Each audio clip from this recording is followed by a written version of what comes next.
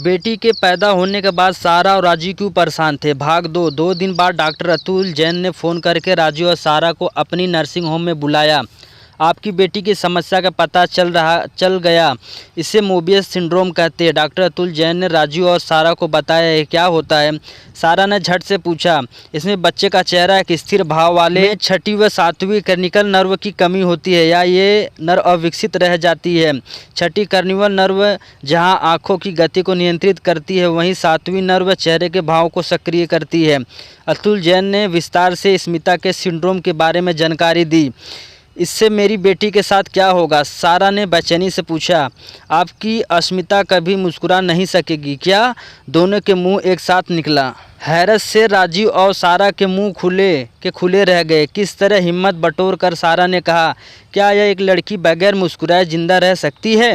Doctor Jain ने कोई जवाब नहीं दिया। राजीव भी निरंतर हो गया था। वह सारा की गोद में लेटा स्मिता के नन्हे से होठों को अपनी उंगलियों से छूने लगा। उसकी बाईं आंख से एक बूंद आंसू निकला। इससे पहले कि सारा उसकी बेबसी को देखती, राजीव ने आंसू आधे में ही पोंछ लिया। 16 माह की स्मिता सिर्फ 2 शब्द बोलती थी। वह पापा को काका और मम्मी को बब्बी उच्चारित करती। उसने प का विकल्प क कर दिया और मौ का विकल्प ब को बना दिया।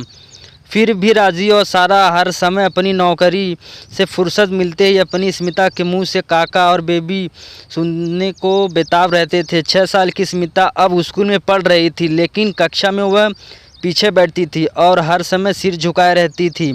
उसकी पलकों में हर समय आंसू भरे रहते थे। एक छोटी सी बच्ची जो मन से मुस्कुराना जानती थी, लेकिन उसके होठ शक्ल नहीं ले पाते थे।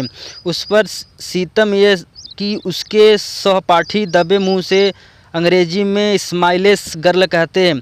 इस दौरान राजीव और सारा मुंबई विश्वविद्यालय छोड़कर अपनी बेटी स्मिता को लेकर जोधपुर आ गए और विश्वविद्यालय परिसर में बने लेक्चरल कॉम्प्लेक्स में रहने लगे। राजीव मूलतः नागपुर के अकोला शहर से थे और पहली बार राजस्थान आए थे। स्मिता को दाखिला विश्वविद्यालय के करीब ही एक स्कूल में करा दिया गया। वह मानसिक रूप से एक औसत छात्र थी। उस दिन बड़ी तीज थी।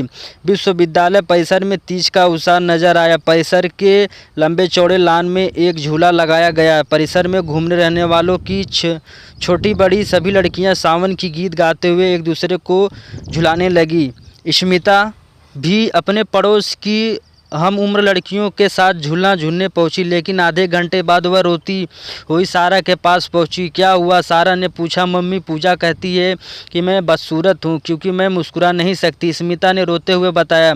किसने कहा मेरी बेटी की मुस्कान दुनिया में सबसे खूबसूरत होगी? कब? पहले तू रोना बंद कर, फिर बताऊंगी। मम्मी, पूजा ने मेरे साथ चीटिंग भी की। पहले झूलने की उसकी बारी थी, मैंने उसे 20 मिनट तक झुलाया। जब मेरी बारी आई तो पूजा ने मना कर दिया और ऊपर से कहने लगी कि तुम बदसूरत है, इसलिए मैं तुम्हें झूला नहीं झुलाऊंगी। स्मिता ने एक ही सांस में कह दिया और बड़ी हसरत में मम्मी की ओर देखने लगी। बेटी की भावहीन चेहरे को देखकर सारा को समझ में नहीं आया कि वह हंसे या रोए। उसके मन में अचानक सवाल जागा कि क्या मेरी स्मिता का चेहरा हंसी की भाषा कभी नहीं बोल पाएगा? नहीं, ऐसा नहीं होगा। एक दिन ज़रूर आएगा और वह दिन जल्दी आएगा, क्योंकि एक पिता ऐसा चाहता है कि माँ ऐसा चाहती है और एक भाई भी एक ऐसा चाहता है। एक दिन सुबह नहाते वक्त स्मिता की नज़र बाथरूम में लगे शीशे पर पड़ी। शीशा थोड़ा ऊपर था। वह टब में बैठकर या खड़े होकर उसे नहीं देख सकती थी। सारा जब उसे नहलाती थी तब पूरी कोशिश करती थी कि स्मिता आईने न देखे, लेकिन आज सारा जैसे ही बेटी को नहलाने बैठी तो फ़ोन आ गया। स्मिता को टब के पास छोड़कर सारा फ़ोन अटेंड करने चली गई। स्मिता के मन में एक विचार आया। वह टब पर धीरे धीरे से चढ़ी। अब वह शीशे में साफ देख सकती थी, लेकिन अपना सपाट और भावहीन चेहरा शीशे में देखकर स्मिता भय से चिल्ला उठी। मम्मी! सारा बेटी को चीख सुनकर दौड़ आई। बाथरूम में आकर उसने देखा तो शीशा टूटा हुआ था। स्मिता टब में सहमी बैठी हुई थी। उसने गुस्से में नहाने के सवार को आईने पर दे मारा था। मम्मी, मैं मुस्कुराना चाहती हूँ, नहीं तो मैं मर जाऊंगी। सारा को देखते ही स्मिता उससे लिपट कर रोने लगी। सारा भी अपने आंसू नहीं रोक पाई। मेरी बेटी बहुत बहादुर है, वह एक दिन क्या थोड़े दिनों में मुस्कुराएगी। सारा ने उसे चुप कराने के लिए दिलासा दी। स्मिता चुप हो गई, फिर बोली, मम्मी, मैं आपकी तरह मुस्कुराना चाहती हूँ, क्योंकि आपकी मुस्कुराहट से खूबसूरत दुनिया में किसी की मुस्कुराहट नहीं है। राजीव शिमला से वापस आए तो सारा ने पूछा, हमारी बचत कितनी होगी? राजीव, क्या तुम्हें प्लास्टिक सर्जरी के बारे में सोच रहे हो? राजू ने बात को भाप कर कहा, हाँ, चिंता मत करो, कल हम स्मिता के सर्जन के पास ले जाएंगे। राजू ने कहा, सिस्टर तुम देखना मेरी मुस्कुराहट। मम्मी